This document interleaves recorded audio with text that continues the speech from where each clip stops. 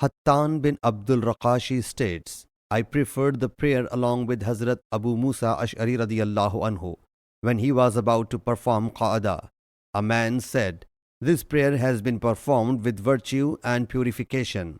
When he completed the prayer, he turned around and asked, who made this statement? All remained mute. He again asked, who of you uttered these words? But the people still remained silent.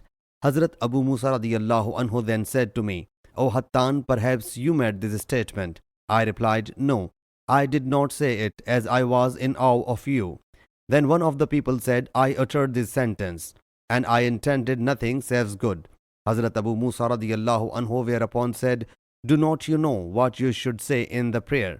Allah's Apostle sallallahu alaihi wasallam gave a sermon and taught us the complete mode of a prayer.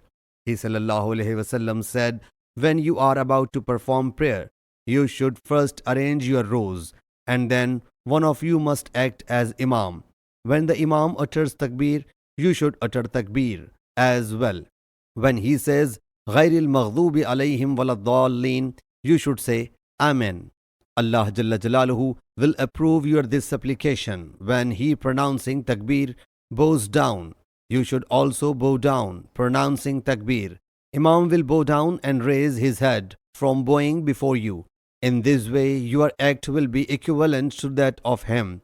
And when Imam pronounces Sami Allahu liman hamida, you should say, Allahumma Rabbana walakal hamd. Allah Jalla Jalaluhu listens to your utterance. And Allah Jalla Jalaluhu let Sami Allahu liman hamida flow freely from your Prophet's tongue. Then when the Imam prostrates himself after pronouncing takbir, you should also prostrate yourself pronouncing takbir. Imam will prostrate himself and raise his head from prostration before you. Allah's Apostle sallallahu alaihi wasallam then said, your this act will stand equivalent to that of the Imam.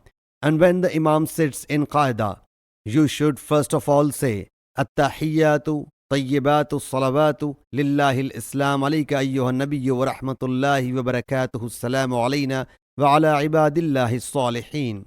Ashhadu an la ilaha illallah wa ashhadu anna Muhammadar Rasulullah. Sahih Muslim Hadith number 902.